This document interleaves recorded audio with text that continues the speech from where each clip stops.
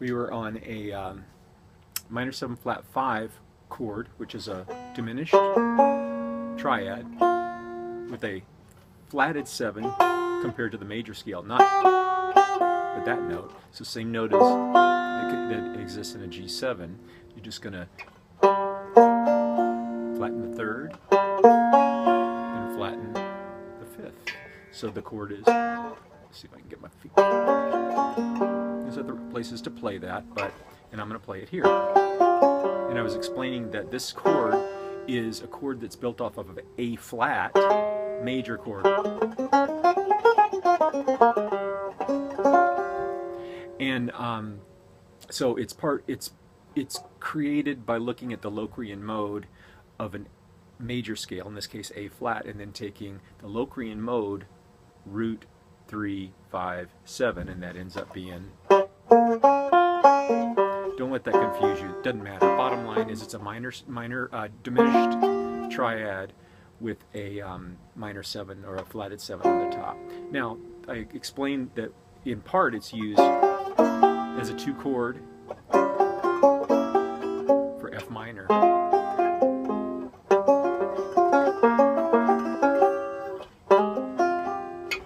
You hear how that works? Well, the other way is that it's actually, if you think of the 7 of a major scale, if you go 1, 2, 3, 4, 5, the 5th and the 7th are a major third apart. So in, let's say, the key of C, C, D, E, F, G, G, A, B, G to B, that's a major third. Well, the B Locrian scale, or the B minor 7 flat 5, is really just an extension of the G chord. It makes that G chord, instead of a G7, makes it a G9. So you can think of the Locrian mode, I keep going back to that, what I really mean is the minor 7 flat 5 chord as an extension of the dominant chord that it's associated with a major third below. So I've been playing this G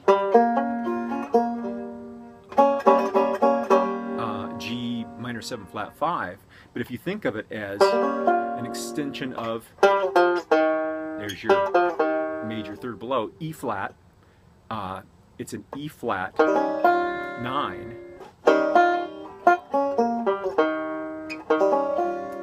so every minor 7 flat 5 chord can be thought of as an extension of a dominant chord that's from a note of a major third below. It's a cool thing to use. It sounds confusing sometimes if you don't understand what I'm saying, but let's go back to a G chord. If I were playing a G9, which here's your G7, and a G9 is just a G7 with the 9 on top of it. If you play the minor 7 flat 5 starting on the 3rd, watch.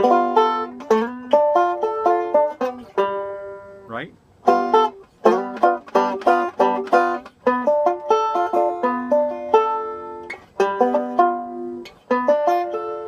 It extends the chord. Okay, enough of that. Now, those are just, your basic chord types that are used in all kinds of different music.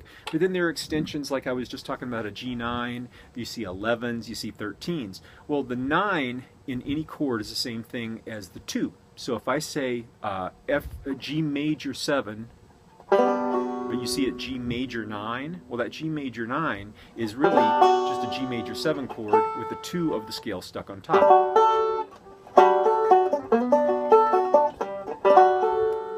So 2 equals 9, 4 equals 11. 11, the fourth note in a major scale is really a problem note, because that note combined with the 7 creates a tritone that is a little problematic. I won't go into that, but basically it's called an avoid note in some cases. But so the 4 equals the 11, and in one way that it's used commonly is in a 7 chord. If you go up and you play the 9, well, you can also play the 11.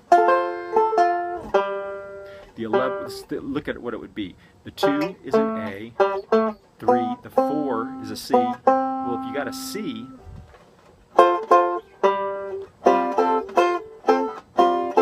it's really sort of like a G7 sus4.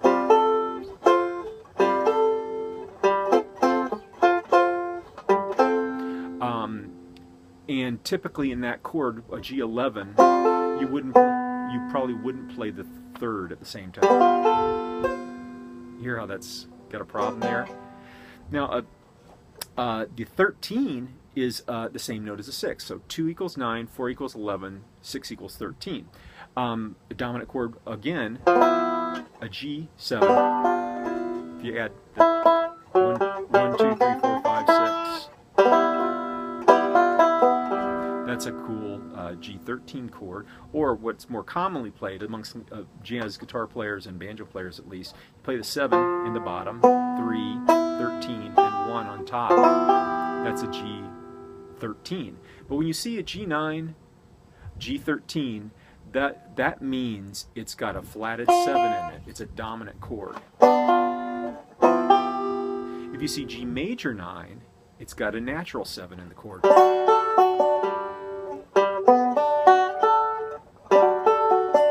Right? Or a G13 would be the same thing. You got, see if I can do it. But in this case, you'd want the major 7 too. So that would be like a G major 13. The 6 is just right below. It's not up high. It's just right below the major 7. That's a voicing of it. So now, sometimes you see the term sus, which means suspension. I'm just going to basically, if you've got your G and you see a G sus, it's raising the 3 to the 4.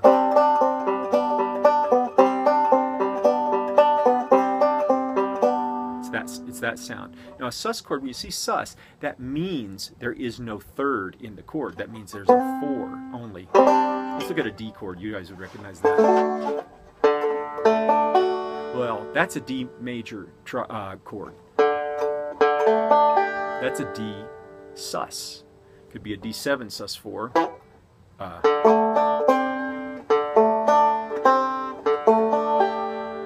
And if you hear this chord, which we play a lot on the 5-string banjo,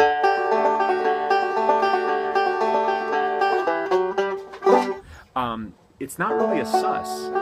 It's got the 4 and the 3 in it, and people don't use that very often, but it implies a sus. It makes people think that it's suspended and then it's going to go back to that D. But true, in theory, that's a sus chord, and it resolves to that. That's a sus 4. There's also a sus 2. I won't go into that right now. Now you see add 9s and add 6s and things like that. Or if you see a C2, a G2 for instance. Well, here's your G. A G2, what that means is, remember the 2's the 9? Well, you put the 9 note in the chord, but the difference is you have no third. And that's the sound of it.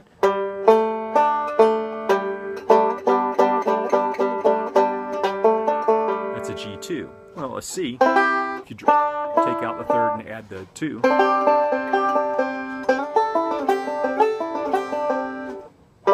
G2, C2. See, it's got kind of a, you can tell the chord changes, but it's kind of an unresolved kind of feeling to the chord. Same thing with a D, like a G6 for instance. A G6 means there is no 7. If you see the G6 with the major 7, there's your G major 13 that we were talking about before. Okay? So add, when something is added like a 2, that means no third. When something is added, or you just see a G6, that means no 7. If you see G13, that means it's got a 6 and a 7 in it. It was 13 equals 6, remember? So anyway, that just is kind of the way that that they put chords on charts. Talk about a couple of sounds in the dominant world. That the sharp 5, for instance. Here's a G7. Well, here, that note we want. Now I'm going to move the 7 down to the 4th string. Root back up to the top string. Keep the 3rd because 3 and 7 are very important, and then add my sharp 5 there. So that's G7 sharp 5. And remember we talked about it being symmetrical?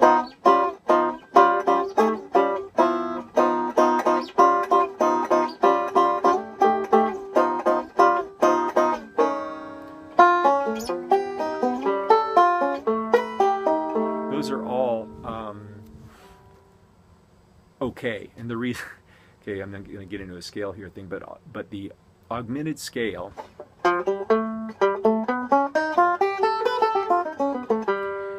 has the sharp 5 in it and the flatted 7. So when you take this and move it in whole tones, whole steps I mean, well basically that is just a stacked augmented scale. Okay, no more on the scales. One other chord type, when you see chords with like flat 9 in them, like a G7 flat 9, all that really is it is a, remember we were talking about diminished before? Well, diminished stacks are really usable for dominant chords. If you take a G7 and then go up a half step and build a diminished stack, you'll notice, whoa, all those same notes, except that's the only note that changes. Well, since you can go to there and a diminished stack is movable by minor thirds, that's 4 voicings of a G7 flat 9.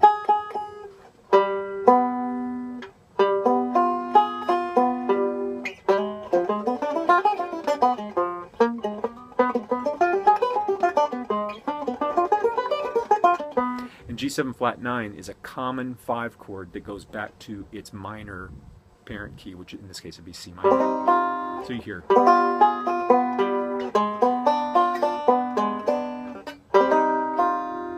Right? That's what that sounds like. So, okay, so that's flat 9. Sharp 9 is a common bluesy kind of a sound. Sharp 9 equals flat 3. Flat 9 equals flat 2, right? Here's 2 or 9. There's your flat 9. Well, if you take your 2 or 9 and sharpen it, that's the sound you get.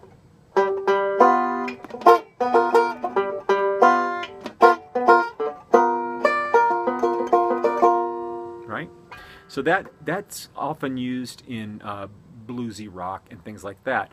A sharp 9 by itself pretty much implies that.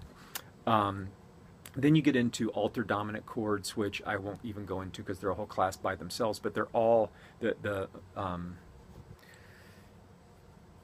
melodic minor scale is the key to understanding fully altered dominant chords. Anyway, I hope that explains a few things.